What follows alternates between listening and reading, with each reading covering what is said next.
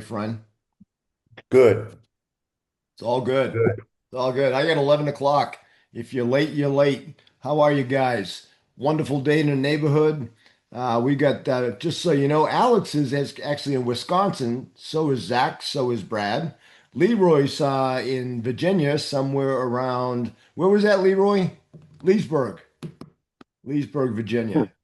And of Headed course, headed for Leesburg. Yeah. Louise is rubbing his eyes in Texas. You're still in Yes, Texas. sir. I have friends in Lynchburg. Good, really good You have friends in friends. Lynchburg. Yeah, I Alex used to and I live I have used to friends in live in Lynchburg. Lynchburg. Yes. No, I Why lived the in Irish? Lynchburg. Huh? I have friends there. Yeah, they have a karate school in Lynchburg. Yes. Grad school over at Liberty University? No, karate school, Oh, karate karate school. school. Okay. All right. And Rob is back in Colorado. How you liking it, Rob? Good, good. All Feels, doing feels great. good to be back, closer to the kids. Yep. Everything's falling into place, so it's good. That's great. Awesome. Good for you guys. All right. Well, look, let's get started with our typical start with the 17 Club purpose statement. I'm actually going to share my screen because Luis was nice enough to design. Can you all see my screen? Mm. Yeah, you can also. Now, here's I want to do something different. Not Luis, not me, but I want someone in the group to read the 17 Club purpose statement. Who wants to volunteer? I'll do it. Thanks, Rob. The 17 Club purpose statement: building disciplined men of purpose who take responsibility, act with attention, and serve others. This is where we study the science of personal achievement and to support, encourage, and hold each other accountable on their journey toward their personal or professional definite chief aim. I love it. I love it. Thank you, Rob. And let me ask you a question, guys. I just stopped to share. I want to ask a question. Are we doing that? We read the purpose statement at every one of our meetings. And my question to my personal mastermind yesterday, and I'm putting out there to you guys today, are we doing that? Yes. Brad shaking his hand, yes. Rob shaking it, yes. I disagree. I gain value from this space, Frank. Go ahead. And I know what I get from it. I can't speak on anyone else. I can share my experiences, and hopefully that gives somebody else some type of courage, strength, what have you. But I know what I take from this space. So Yeah, and there's no doubt, Zach, and I thank you and I appreciate your comment. There's no doubt whatsoever that we all take something from this. But my question is, are we serving the purpose? Building disciplined men of purpose. So we're men of purpose. We have a purpose who take responsibility, act with intention, and serve others. Are we doing that? This is where we study the science of personal achievement and to support, encourage, and hold each other accountable. Are we holding each other accountable on their journey toward their personal or professional chief aim? And here's my challenge to you guys. You already know that I respect this time slot in my calendar more than any other time slot that I have available to me, right? And so I know we're all pulling value from this. I'm certainly pulling value from this. But my question is, are we living up to the purpose? Are we studying the science of personal achievement, spending time speaking about the principles, and more importantly, are we implementing the principles into our lives? Does everyone in the room have a definite chief aim? In writing, have you written down your definite major purpose in writing and read it twice a day, morning and night, as a reminder that this is what I'm focusing on? Are you sharing it within the group? I don't think we've shared definite chief aims in the group, right? Are we sharing it in the group so that maybe one Monday morning I jump in and, Luis is there and I say, hey, Luis, how's your training coming for your next competition? You set certain goals over a 90-day period. How's that coming along? So that's the accountability aspect of it, right? So I know the reason, I know the vision that I had when I started the 17 Club. And it was not just to be a bunch of guys BSing. It was about a bunch of guys coming together, sharing things that we probably wouldn't share with other people, and we've certainly done that. We've certainly done that. But also sharing things that we're trying to accomplish that maybe we're on track, maybe we're not on track, and we're literally asking each other to hold us accountable for what we said we were going to do. It's too easy. It's too easy for us to say in our heads, this is my goal, and not tell anybody else. And that way nobody can tell, nobody will know if we don't succeed. It's too easy for that. It's much harder for me to say to each one of you, I'm currently in a fitness training program to achieve a weight of 150 pounds, a 32-inch or less waist, and my goal is to be healthy and active at age 70 and beyond. And then somebody sees me eating a bowl of chips. You're going to hold me accountable? Because I'm sure that's not going to help me maintain that goal, right?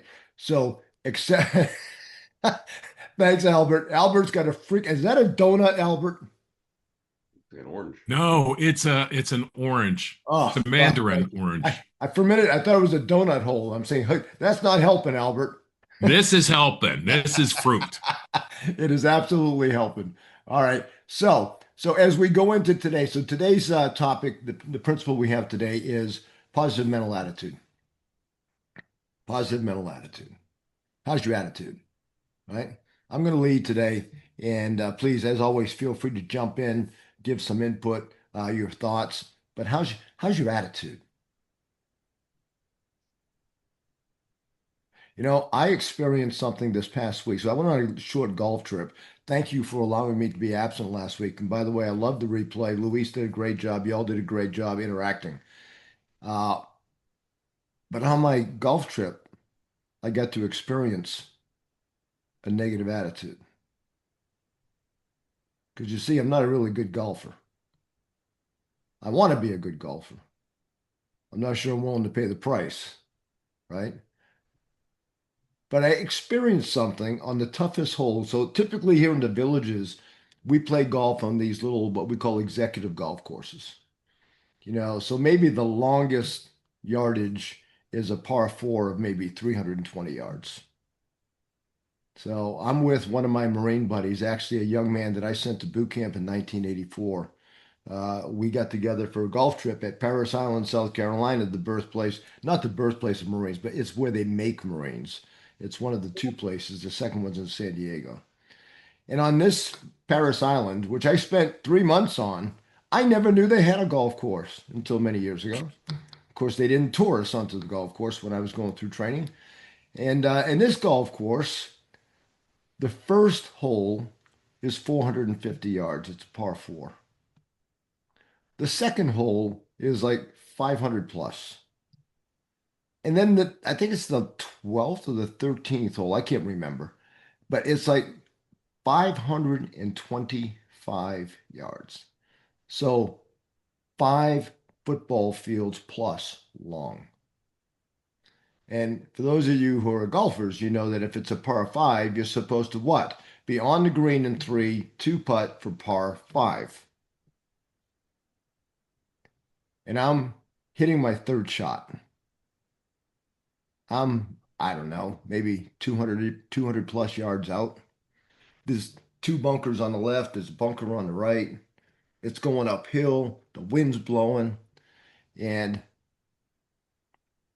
I told my buddy, I'm going to hit a low 4-iron straight up in between those two bunkers onto the green. And of course, he's laughing his butt off. Gentlemen, that statement of positive and mental attitude put my ball between those two bunkers, rolled onto the green.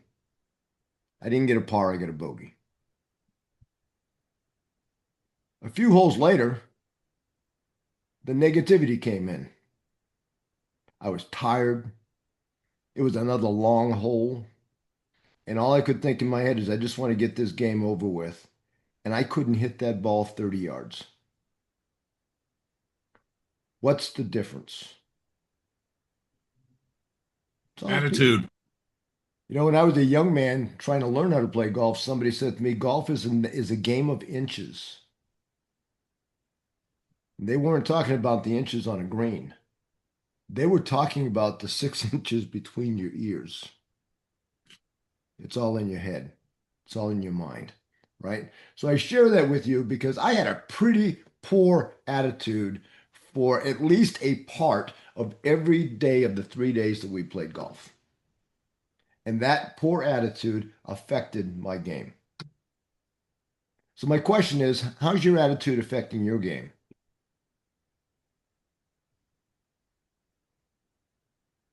It Anybody is have an affecting it experience they'd all the like to time. share about So whether it you're be ready for Wow. the Masters now, next week.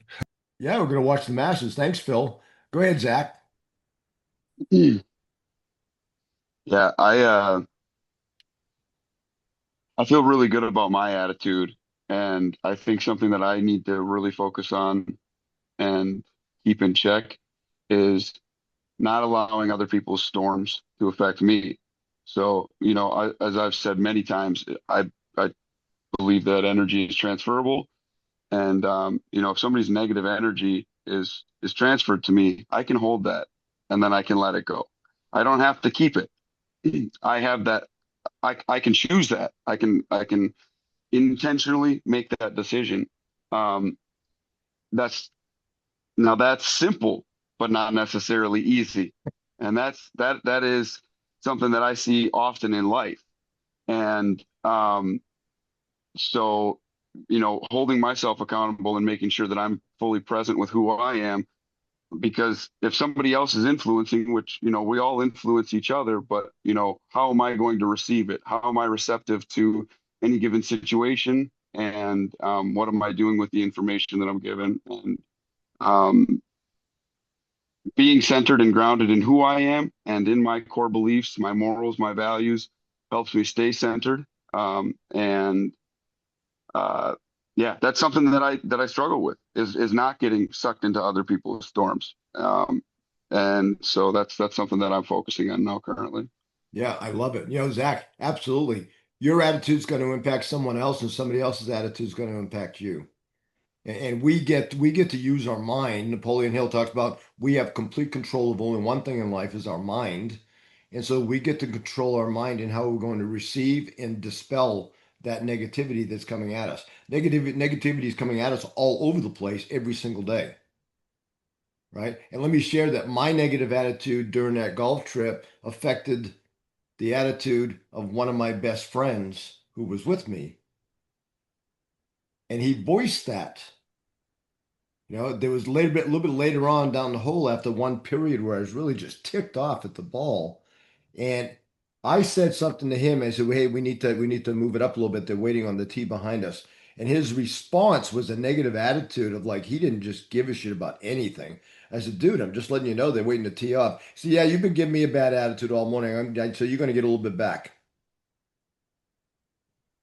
Oh, whoa, wait a minute. I get back what I give. So when you're carrying around, and every one of us is carrying a negative attitude somewhere throughout the week, throughout the day, throughout the month, when you're carrying that negativity, who are you blowing that up on? Who are you releasing it on? And how are they responding? How's it affecting? Are they not responding, but it's affecting them in a way you don't know? Go ahead, Rob. You just hit the nail on the head, Frank. How is your negative attitude spilling over? And I had a come to Jesus moment just a few days ago with my daughter. My son was in the back on his phone playing the game on his phone, and I took them to Smashburger. I was the only car in line. There was nobody inside. So I figured I'd get the order quick. I did not get the order quick. I go up there, I order, they take their time attending to the order. I get to the window. I can tell that he's a kid, with the nose, whatever, and he says, pull up and wait. And I'm like, why am I pulling up and wait? There's nobody in here. Okay, I'll pull up and wait, pull up and wait. And I'm looking at the clock. So I'm already in this mindset where I'm already frustrated. And I'm not eating a smash burger, and there's no reason I got my kids. I should be, but I'm already frustrated. And the guy comes out 10 minutes. It took him 10 minutes to bring the burger over. and he hands it to me. And without realizing my environment, it comes out of my mouth. I mutter it under my breath. He didn't hear it. I was like, slow bastard. And I put it down. Then my daughter goes, "Why'd you say that, Dad?" And I went, "Oops." You know, totally, my mouth was on fire, was not unsafe, and that was that mental attitude. And I really thought about that or while I'm around my kids because I work second one when I wake up, start working on my attitude by controlling my mind and my mindset. And I go through hand on my heart, I stand up and I raise my hands, I jump in that cold shower, I plank, and then I start my day. And all that takes about 6 minutes. But then I start my day and then I get into my workout and do my other things. But that really woke me up because I need to, and I heard it this morning again too. Not only am I starting out strong, I want to move strong and I want to finish strong. So that means even throughout my day, when those little things come, be aware of those little things that are sneaking in there because, we have these tornadoes, life just provides us tornadoes all around us. And it's our mindset and control that's going to be able to, push us through them. But yeah, it just came out of nowhere and learned a lesson at 55 years old right there from a 13-year-old daughter. You never know who's watching, right? But we know someone's watching. Yeah. They're watching for Yeah. sure. Go ahead, Brad. Yeah, Rob, I love that, the accountability factor within family, because we have 5 people in our house and we all light up in different ways and negative ways at times. And it's so cool to see, like, even my 8-year-old the other day was holding his mom accountable for something she said, and it's like, to me, it filters throughout the whole house. And we're all destined to slip up a little bit, but it's so cool to see each one of us hold each other to a high standards of morals. And, kind of back to the negativity thing, like, for me, I really like to take time to reflect on, what caused that negativity, and there's a lesson in each little area. It's not always easy to find, but even things I disagree with, especially if there's something in the group or someone in the group that I disagree with the statement, I'll dig into why, and normally it's something within me, that needs to be brought to light. So that's what I got. Yeah. Yeah. You never know where it's going to come from. And, it's really important for us to be aware of how we're receiving it and how we're processing it, right? Because we get to make that choice. Am I going to hold this in my pocket? Am I going to spread it to the world? Or am I just going to say, yeah, I'm not interested in this. Let's move on to something else. Remember, you can't have a negative and a positive mindset at the same time. It's impossible, right? So you get to choose which way you're going to go. Go ahead, Albert. Hey, my balloons are flying again. I love it. Yeah, how about that? You got reactions all over the place. So this morning, before I came to this meeting, I had a meeting with one of my business partners. He's starting a vertical farming, hydroponics, aquaponics in food deserts, and we'll be taking care of their cybersecurity as well. We had a meeting yesterday with banks. Well, the Horizon Farm Credit Bank said, we can't give you money for your farm because you're not earning money. So this morning, I talked to my business partner, told him about an SBA loan, and he agreed that might be the path to take. And then he started going down a rabbit hole about what's going on in the world, deep, dark secrets, blah, blah, blah. This is what he sees. And I said, look, my reality is a little different. Yes, I'll be right out. But I'll take this under consideration. But right now, I don't see things that way. And unfortunately, with that, I have to leave to go help my wife with our grandkids because there's only 9 in our house that are adults. Oh go get some rest, Albert. I'll be back if I can. I'll be back. Don't hurt yourself. I love it. I love Albert's story reminds me of an experience I had as a young Marine in North Carolina.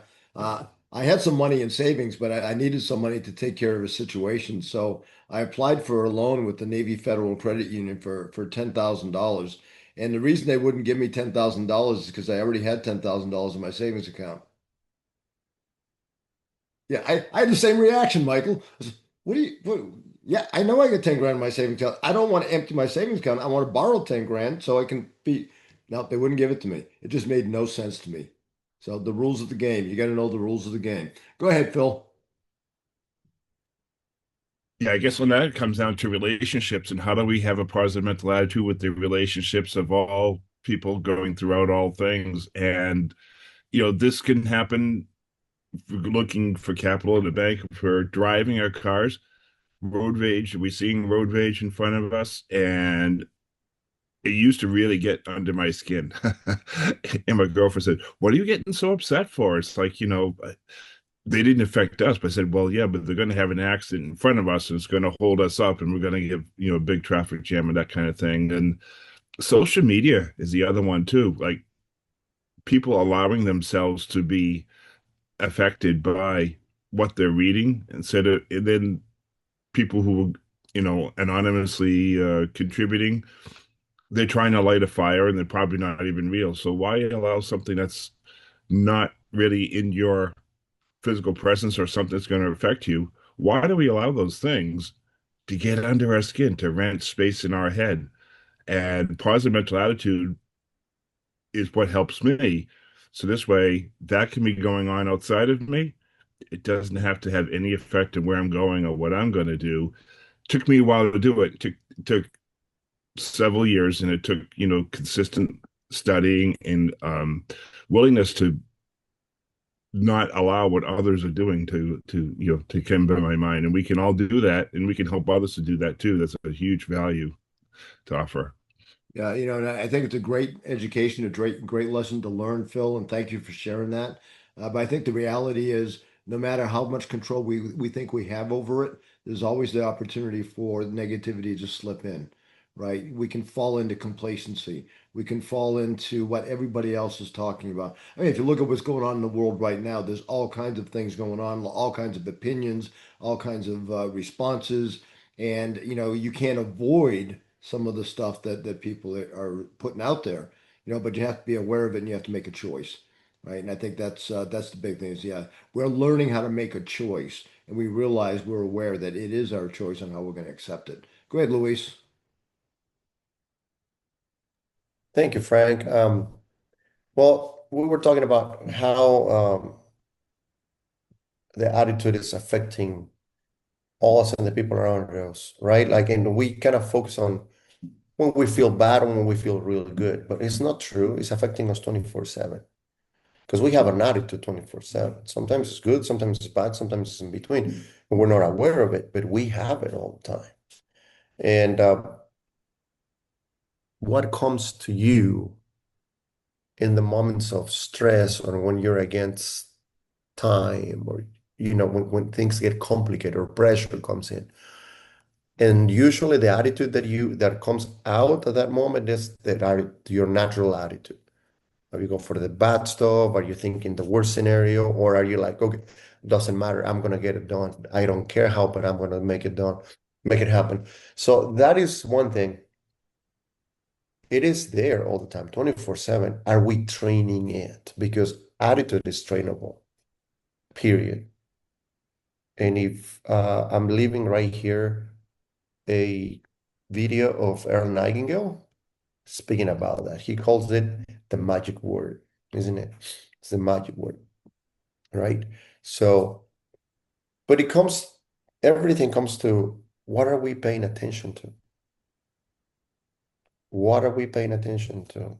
The distractions of the world. And when somebody comes in and starts, comes in with a bad attitude and we allow this to, they make a comment and we open the door for that to continue, or are we actually protecting our mental state?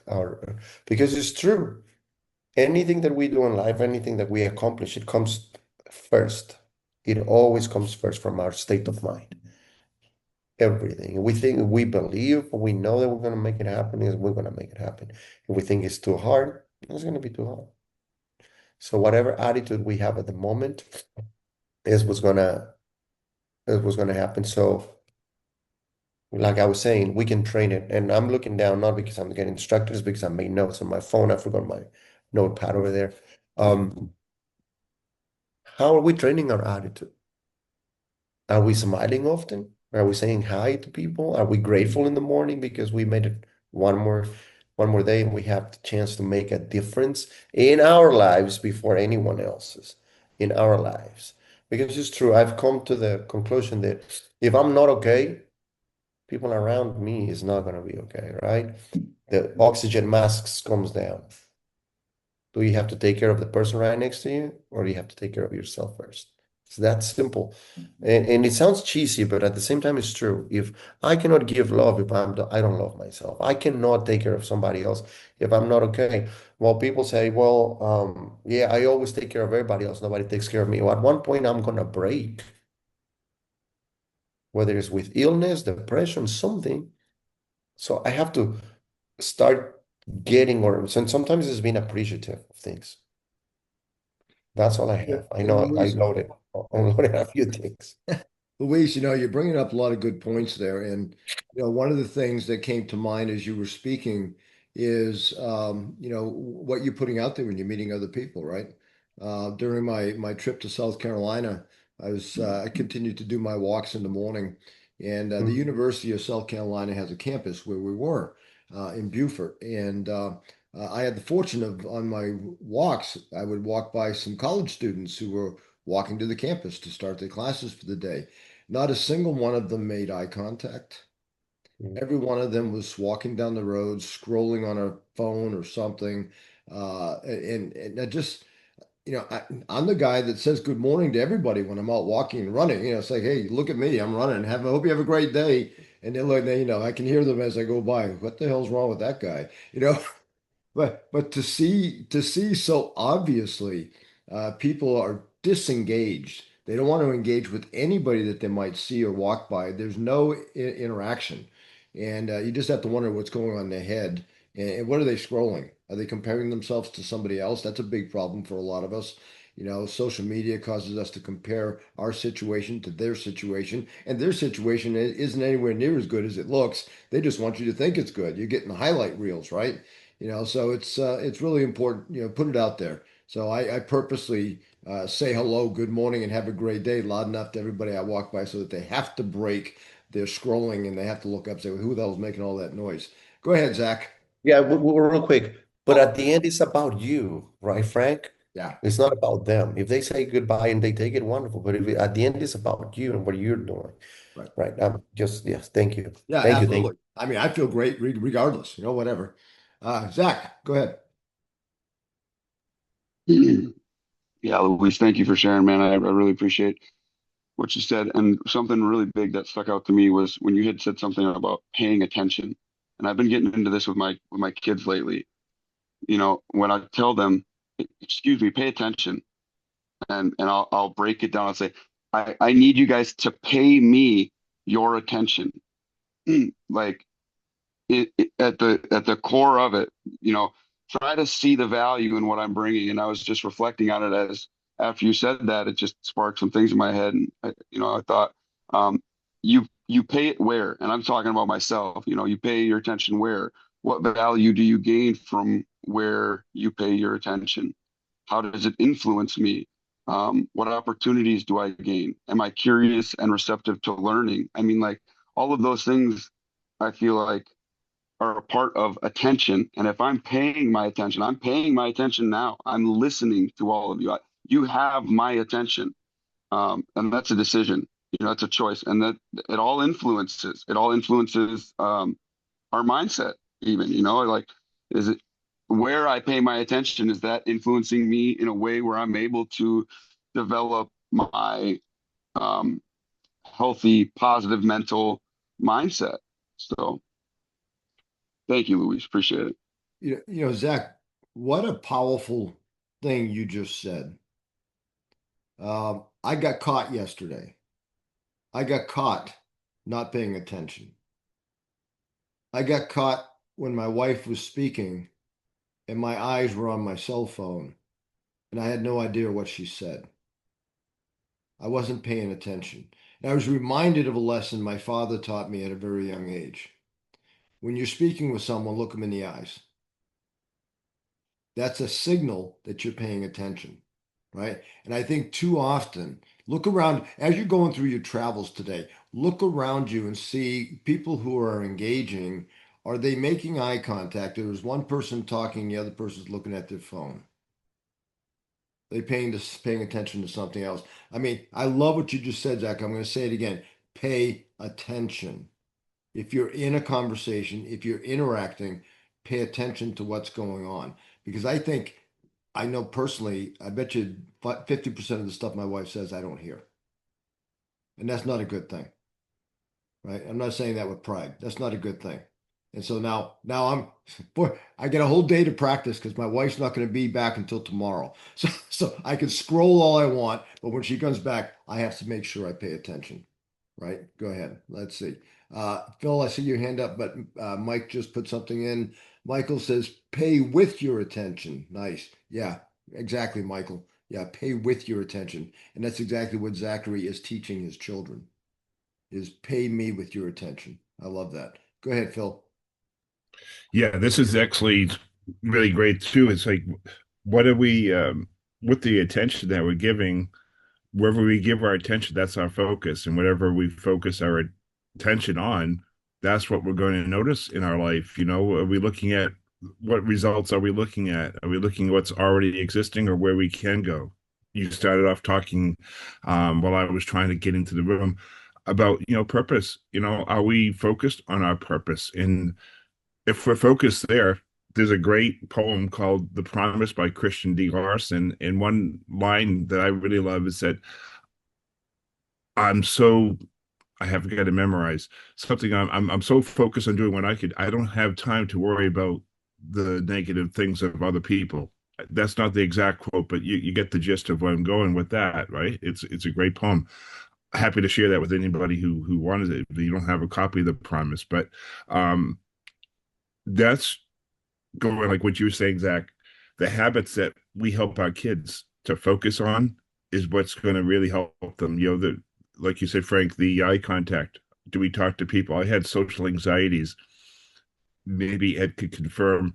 Growing in the Boston area or the big cities like New York or Philadelphia, maybe Chicago, people don't look each other because there's so much of a population, and it's like they just get lost in the shuffle, so to speak. And it's very different when I start studying this and I go to visit New York for a night. I'm looking at everybody and I notice that people do make eye contact, but because of my social anxieties in years past, I was just figuring out, I'll be just like my little bubble. And, who am I helping? I'm not helping myself because I'm not being really aware as I can be. And, sometimes the worst thing we can do is give the cell phone to young kids because that's a whole nother can of worms to get into without going the whole distance there. But the habits of young men don't have the social connections like they used to. And it's affecting. There's a man who talks about this. I happen to catch a video on, the opportunity for dating is dwindling away because they're not socially engaged in the young woman and the younger men are missing each other as a person. They're just, they're missing who they are. They're missing what's going on. And so having positive mental attitude, connecting with others, that's what it's all about. We're here for service to humanity. And how do we help people to stay focused on the things that are going to be better for them, the things that are positive mental attitude? The negative stuff is going to happen outside of you and it isn't going to affect you because it won't come to be. Those fears, those doubts, those worries, 99% of them aren't going to happen. Being positive, it allows us to express who we are emotionally, but also to do the things that we want to do. And that's why we're here, for health and for service and abundance over scarcity. So yeah, it can go down a lot of rabbit holes there, but thank you, Zach, for bringing that up. Yeah, I love that, Phil. Thank you very much. Go ahead, Rob. Yeah, Bill, there's a lot of rabbit holes there. I'm doing building out some products for now Colorado Springs school districts and hopefully wider on the deep fake and what that means to our children. What are they looking at on their phones? All this AI, what's real, what's not. A vision, something that I saw when I was dropping off my daughter the other day at the bus stop. They all get in lines and they're in little ducks in a row, and there's probably about 12 of them, and they're all like this on their phone. And I'm like, it's such a problem and it's so dangerous. And something needs to be done. Classes, some type of preventive training that I'm working on. Um, you know, I don't know. It's a new frontier for us as adults to address our children. One thing as far as social interacting, I think it's a geographical thing too, because I just came from a place called Shawnee, Oklahoma. It's sort of south of Oklahoma City, very small town. I was there for probably 2 months, and I had more conversations in that town with people out of nowhere than I had in a few years moving from Phoenix to Oklahoma City, then back to Colorado. I mean, just in this town, they want to know who you are because you are a new person, and they're just talking to you. Where you from? Where'd you like? You felt like you were getting interrogated, but you really weren't because after you got to know them, somebody else got to know you through them, and they're saying, "Hi, hey, Betty told me that you just moved into the." It was crazy. So I think it's just a different kind of dynamic in different places where it's kind of a norm to get to know your neighbor. And in other places, you'll probably never talk to your neighbor. Yeah, yeah. I think the reality is, back in the 50s and 60s, people drove into the driveway. They didn't necessarily have garages. So when they got home from work every day, they were talking to the neighbors. Now, we don't drive home now. We drive into our homes. We close the gates down behind them so we don't get to see any of the. Most people don't even know the first name of the neighbors that they live in the neighborhood. They've been there for decades, right? So it's interesting how we've set up these gates and these habits of not communicating with other people. So really, really interesting. I just put in the chat, guys, the promise, a link to the promise, and I'm actually putting in the chat as well a links for the self-confidence formula. And see if I can get that in self-confidence. And so there's a couple of links there that will give you a couple of documents that those of us who have gone through training with Napoleon Hill Institute, we read every day. I make a habit to read the promise every day, and I make a habit to read the self-confidence formula every day. And if you make this a habit too, it just gets you, it focuses you on what's important, right? It focuses you on what's important to you. Along with that, I recommend that you have your definite chief aim, your definite purpose in writing, and that you read that every single morning and every evening as well. So those are in the link. If you have a problem getting them, just let me know and I'll send you a copy. Go ahead, Zach. Yeah, as I'm hearing all this stuff about phones and lack of attention, it makes me reflect on intention and presence. And I feel in my life, from my experiences, when I am intentional with what I'm doing and I'm present with myself, time fucking slows down. I mean, way down. I am engaged with, each moment and things process differently.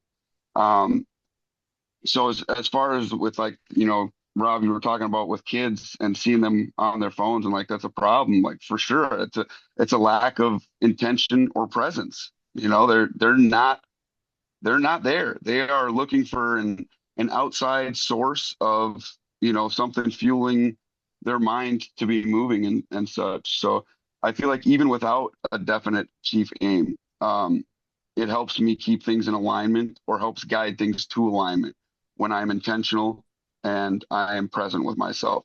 Now, when you add a definite chief aim, now I have a superpower and now I start to see myself differently. Now I start to see the way I'm moving differently, and now I'm building self-trust, self-confidence, reliance, etc. Like I'm fucking here. I'm showing up for myself, and that was something that came to me, when I started showing up for myself, 10 months ago or whatever. Like no one's going to do this for me. No one's going to save me. And so all this kind of came naturally with it. Like once you start showing up for yourself, you start becoming more intentional. You start having more presence. I have to do it. So, um, yeah, a lot of heavy stuff with attention and intention and presence, and really enjoying this conversation. Thank you, folks. I love that. Thanks, Zach. Luis, before I flip it over to you, I think it was actually you that said just a little while ago that, your attitude is a habit. You can train your habit. It may have been Phil. I can't remember which one it was. But, we can. I mean, we can condition ourselves to have the attitude that we have to have. We can make it a habit. How do we do that? What do you say to yourself in the morning? Do you greet yourself with positivity or negativity? What are the things that you say to yourself? I think the gentleman's name is Shad Helmstetter. Wrote a book. What do you say when you talk to yourself? And I know I saw it recently. I either heard it or I saw it on a podcast or I read it that most of us say things to ourselves that we would never say to other people. Listen to that. We say things to ourselves that we would never say to other people. And that's a representative, that's a representation, a reflection of our attitude. Because if we're talking negatively to ourselves, that's a negative attitude, and we're feeding it. We're feeding it in. So what are you feeding into your mind? What are you saying to yourself, to your subconscious mind? Phil loves to talk about, the stick man, but just stay with the head of the stick man. You got the conscious mind, you got the subconscious mind. What are you feeding into that subconscious mind through your own language? I'm too fat. I'm too ugly. I'm too slow. I'm too old. All of these things are affirmations that you're putting into your brain, which immediately affects your attitude. I know I see it a lot here in the villages. I mean, I live in a place where at 70, I'm one of the younger guys here, and I hear people saying it all the time. Well, we're getting older. We can't move as fast as we always did. We can't do X. We can't do Y. I'm calling BS. BS, right? You choose to be who you are. You choose to do what you do, or you choose not to. But own it. It's your responsibility. You're making those choices. A couple of notes I have here. What are your daily habits about on reinforcing your mindset? Do you have affirmations? I think I shared an affirmation with you a couple of weeks ago. My affirmation when I got on this thing that I wanted to hit 150 pounds. So I don't say I want to hit 150 pounds. My affirmation is I am 150 pounds, lean, mean, fighting machine. My muscles are strong and I'm mission ready, right? So what are you feeding in? What's your affirmation? And it may be maybe it's a project that you're focusing on for the next 60 or 90 days, and so what are you saying to yourself?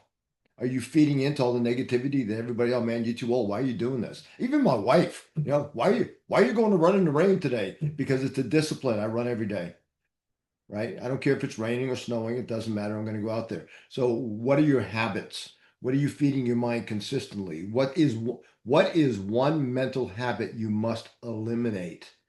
Ask yourself that question. Go ahead, Luis. Again, what are we paying attention to, right? What are we paying attention to? So, absolutely, yeah, Frank. Bruce Lee says, right? You probably have seen that meme in somewhere that don't talk negative to your body at all ever because you're believing it, and it's a constant communication, internal communication. Um, but yeah, but you were saying, how do we train it? And I like to do things. I don't like to talk about things with my clients in coaching. One thing is to understand having the breakthrough of what is a trauma, what happened to you, when that happened, and all that. That's fantastic. But if you don't do anything about it, it's going to be there for another 10 years, 20 years. So we need to attack it. We need to put action into uh, get our mind and body, words, everything, and start moving, doing something about it. One of the things that I did was the video that I sent you all, the link that I had earlier. I listened to it twice, at least twice a day for almost a year, every single day. while I was taking a shower, while I'm walking, while I'm making my bed. I just played it over and over and over and over. And man, it made a difference. Man, it made a difference in my life, how I'm seeing things, because it's that auto-suggestion, that little thing going day in, day out into your mind, right? Just like you said, Frank, right? The conversation that we have. And something that I learned going with that, something that I learned from Bob Proctor. He said, when things are good, when things are going your way, we can have the best and most amazing positive mental attitude, right? You hit that golf ball and you put it exact when you want it. Of course, I'm the best. But once I don't hit it right, pros, he said, people that, and Clement Stone as well, he said that, right? Um, when things are not going your way, yes, sir. When things, W. Clement Stone, yes, sir. There you go. See, we're talking the same language here, Phil. Um, when you, when things are not going your way, that's when you need to have the best mental positive attitude. Period. And you're gonna get out of it faster. And if not, what can you learn from it? That's Napoleon Hill right there, right? You said it best, Frank. You said it better. Every failure carries with it a seed of its equivalent, right? Right, right, right. If we pay attention to it, if we're actually paying attention to it, what can I learn from it? So yeah, I'm just leaving you with that. Like even at the hardest time, we need to have mental positive attitude, period. Yeah. Yeah. Right? Love That's it. all I have. Love it. Thank you, Luis. Yes, every adversity brings us with an equal or better seed of opportunity, right? We have to look for it. I It's told you, it's you just would not going to say hit it us. We better. have to look for it, right? Michael. Oh, found the unmute button. Sheesh, that took too Woo. long. Yeah. Good morning, everybody, or good afternoon, I guess. I think it's still morning for Frank. I think it's still morning It's for Frank. quarter to 12 here. Yeah. There you go. We're good. So real quick, guys, I actually have to jump off because I'm hosting my virtual class this morning at 9 a.m. for me. So that starts in 14 minutes. So I'm super excited about that. And ironically, diving further into some of the elements of this concept is one of the things that we're going to be doing in this class. Because, and this is not the first time I've said this to us gentlemen here, but words create worlds. Every single part of this conversation has been indicative of what are the words you're using. Are those words screwing with you or are those words serving you, right? The words we use define the story we believe about them. And ultimately, when you want to improve yourself, for me, when you want to improve the people in your life, it's the words that have to change. Right? It's the tape loop, it's the CD-ROM, it's the DVD, it's the software that's running in the midbrain of a person, right? Because the brain has three stages. It has the outer brain, the midbrain, and the inner brain. And the outer brain is where most of us live almost all day long. But it's the midbrain that makes all the choices. It makes all the decisions. It's about what you want to eat. It's about why Albert's eating an orange versus eating a donut hole. It's about why Frank wants to, become what he wants to become in his 70s. All of that is based on what our midbrain story is telling us. And as people of influence, if you don't start to work on the skill of connecting with the midbrain, I'm sorry, ladies and gentlemen, you will be in an MMA match with the outer brain for the rest of your life, and sales and persuasion is going to feel like a fist fight every time. And unless you're Luis, that ain't helping, right? Because you're battling your neocortex, your frontal lobe, all of your logic, all of your rationale that you have spent months, years, decades building to define who you are and to put yourself into those parameters. All that, what I would call invisible architecture, and all that fortress of the mind. You're fighting against that with the person on the other side of the conversation. So if we don't learn to access the midbrain, which is what I'm really excited to teach about today, if we don't access the midbrain to change that story, well, then you're in a long, drawn out fight. And it's why you get people to say, yeah, I'll get back to you. I could just use a little bit more information, right? Or the person looks at you and their eyes start to glaze over after you've given them another fact or another figure.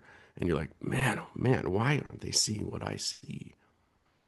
Because their words have created their world, and you're not changing those words yet. So I just wanted to share that quick, Frank, and then I'm going to have to love you guys and leave you. Michael, do what you do. Is it possible to drop the link in case anybody wants to jump Yeah, into your class? yeah. If you want to grab it, I'll go grab the. It's just it's totally free, guys. So there's no cost to it. I'll grab the URL for Unlock the Brain is what I call it. It's right there. Yeah, we'll have some fun, Awesome. and there's some really good information going to happen in there. Thank you, Michael. Good luck with it. And as always, thank you for your input. I appreciate you. Oh, no problem. Lots of love, gents. Ciao for now. Brad, you're up, brother. Yeah, thanks. So I'm kind of backing up to this week and kind of a big accomplishment that I think all of us should share victory in, and the fact that humans reached the farthest place from Earth that they've ever reached before recently. And I've really, it's been an inspiring process to watch, and I've been following it really closely. And there's just been so many little bits of value that I've gained from the process of it. And like I said, I've been really inspired by it. And I know Albert mentioned this morning about his confrontation with a negative mental attitude and people having different realities. And that's exactly what happened to me this morning. Was I was sharing my enthusiasm about all the facts, and somebody came in and they just don't even believe we went to the moon, So I'm going from like, this has been a really inspirational thing to watch, and like the crew members just have brought so much awesome humility, through the process of their adventure. And then to have somebody come in and just be like, oh, it's fake, and so I had to respectfully disagree and, redirect the conversation to talk about something completely different, because it was very easily blown out of proportion. But it just goes to show that, but I made the choice, I made the choice that, hey, we're not connecting, here. We need to both redirect because we have a disagreement, and then I was able to come away from that. And potentially, it could have gotten pretty hairy there for a while, but it was an awesome accomplishment by us and a Canadian astronaut. So there's victory, and it's pretty awesome. Yeah, thanks for sharing that, Brad. And yeah, let's not forget all the things that are happening around us each and every day that are examples and evidence of the things that we talk about in this mastermind, right? I mean, those astronauts are like athletes in their field. They trained, they practiced, they are now doing what they trained and practiced to do, and it's going to be for the benefit of humanity. Let's also not forget the pilots that got shot down in Iran this past weekend, and the second one that they found and rescued. I mean, they both deserve honors for the training and for what they accomplished. But this guy with leg injuries, bleeding, I'm talking about the what they call the Wizzo, the weapons guy. I mean, he climbed 7,000 feet to hide in a crevice so that he could be found to evade the Iranian guard that was searching for him. And just think about the training and the mental attitude, the mental strength that it takes. That's what we're talking about today. Mental attitude, mental strength that it takes to put into action the lessons that you've learned, that you've trained for every single day, right? Guys, every one of us can do this kind of stuff. Every one of us has the ability to make a choice of what we want, to form our attitude, to provide us with the guidance to achieve what we want. That's how men, the universal word for human, that's how men achieve greatness. And we all have that power. So don't forget that. We all have that power. Zach, go ahead. Yeah, well, I want to check in with all of y'all to see if you care to hear it or not, but I had wrote something. It's like a reflective poem slash writing. Y'all open to hearing that? Absolutely. Right on. It's called Drift, and it's about my experiences while drifting. So here it goes. As I drift, what is this feeling? I'm not fully present. Am I lost? Am I not in control? Do I become simply an observer in this vessel while my nervous system drives an engraved path that has been paved from repetition? Lack of purpose, or maybe control, a feeling of awareness without the agency to act upon it, a feeling of purgatory, prison within the mind, a disconnect from what is, the mind, body, and spirit wandering in opposite directions. What is the point? Where is the lesson? Am I conscious while I drift? What is consciousness? Is it me? Every moment has built this moment. There is only now. Why? Who am I? A combination of experiences in time and space. Where am I? With a collective consciousness on a ship navigating space and time. Everything is connected. Everything is energy, frequencies and vibrations moving in a way that I perceive as being coherent or quote unquote real. What am I seeing? Without me, none of this would exist. Am I only an observer? I love it. Love it. Thanks. Zach, well done. Appreciate it. Well done. Well done. I'm so glad that that has been recorded. And I mean, we can't wrap up this meeting with a better statement than what you just shared with us. That shows the power of what we have here. But I do want to ask each of you something. So this past weekend, I posted last week's recording of of this mastermind, and there was a comment on my YouTube channel from what appears to be a young man. I researched him on YouTube. He appears to be a young man questioning what it is that we're doing here. And he was all about personal reflection, which obviously has its value.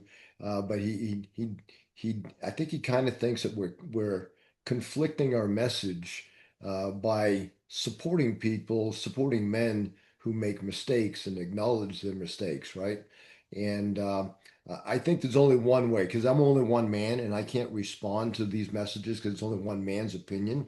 I think we're missing an opportunity as a group, as a member of this 17 Club Mastermind, by not engaging on that YouTube channel, on that YouTube recording. We started today with a question, how's your attitude? And Zach, you immediately responded with, hey, I get value from this every single day. Well, I love that you get value. I know I get value from this every day, and I hope that everyone in the room does, but we're not sharing that message.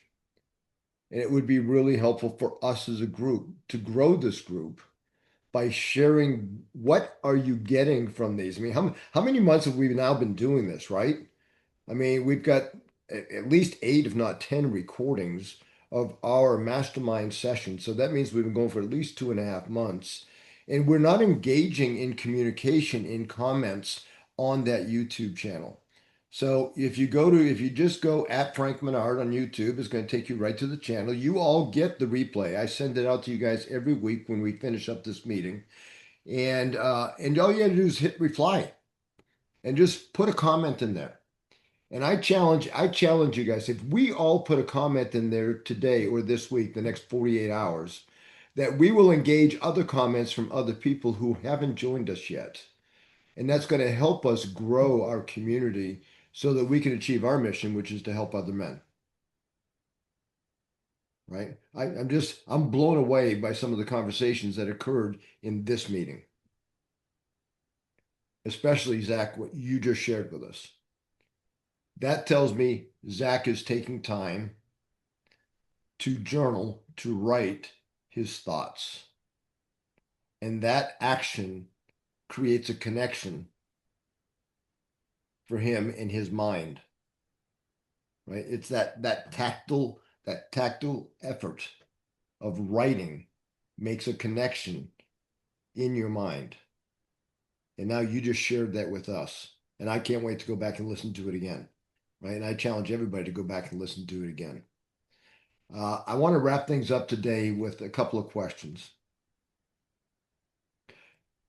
What is one situation this week where you will consciously choose your attitude? What do you got going on this week where your choice of your attitude is going to have a major impact? So identify one situation. I know it happens to me all the time, but I'm going to ask you, hey, what is your reset trigger? What is your phrase? When negativity hits, how do you reconnect? How do you respond? My Rob, you could probably appreciate this. I know you Army guys probably have something very similar. When something negative happens to us, we just say, suck it up. Just suck it up. Embrace the suck, right? I mean, yes, sometimes life sucks. Embrace it. Move beyond it. And that for me is a trigger to change my mental attitude. So what's your reset trigger?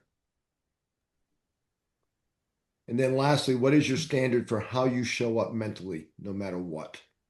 I think, Luis, I think you said somewhere during our conversation today, you have to have a good attitude no matter what, right? So what is your standard? How do you show up mentally every single day? My real estate coach used to go to all his appointments. When he's driving to his appointments, he would listen to, I think he called it Baroque style music. It was da, da, da, da, da, da, da, da, da, da. And he would listen to that on the way to his appointment. So by the time he got there, he was all fired up. That was his reset mechanism. It raised him to a different level. What's yours, right? Go ahead, Luis. Nothing. Something you said, it resonated with me. Like for success, right? We all are here looking for success, but if you break down the word success, you have to take the suck first. That's paying the price. Yeah. Success, And right? it's That's and it's all. just it's just daily actions, right? It's small daily actions. I know that Luis is running himself through a 90-day program. I'm on a 66 program right now. And it's just staying committed and do what you said you're going to do every single day without fail. Track it, record it. Whatever it is that you need to track to hold yourself accountable, do that. And if you're struggling holding yourself accountable, here's the room where you send a message to somebody in the room and say, yo, I need someone to hold me accountable here. This week, I expect to do this. Make sure you ask me if I did. And maybe it's the whole group. Maybe it's just one person in the group that you connect with, right? And last but not least, all of you received this past week an email from me inviting you to my Wednesday night book study. The book study is starting off brand new. We're reading the book Atomic Habits, but I'm adding a twist. We're reading the book Atomic Habits, which is the instruction manual on how to create habits. And we're tying it into the science of personal achievement, which is the philosophy that helps you live your best life. So I don't know how I'm going to mix it together. I've never done this before. I've got, I think, 8 or 9 people that have already registered from my past groups. Albert, I think your referral that you brought to this group, I don't think it fits into his calendar so well to be able to show up every day, every Tuesday at 11, but he's going to show up at the book study tonight. If you guys want to join us, I invite you all. It's men and women. It's usually a good conversation. I've been engaging with many of these people for well over a year. Brad's been in there with me. Zach's been in there with me. Come on in and see. Maybe you want to start your own book study, and this would be a great example for you. And not saying I know how to do it all, but we have some fun. It's an hour. I hold it to an hour. Starts at 7 a.m. Eastern time. Oh, excuse me, 7 p.m. Eastern time. And yes, I saw you, Brad. I saw your body language, Brad. What? 7 a.m. But come on in and join us if you want. I will send the link out to you when I send out this replay as well, so that you'll be able to have that for tomorrow night. All right, guys, we'll catch you later. It's 12:01. Enjoy the rest of your week. Thank you for your energy today. I appreciate you. Go forth and prosper. Catch you later, guys.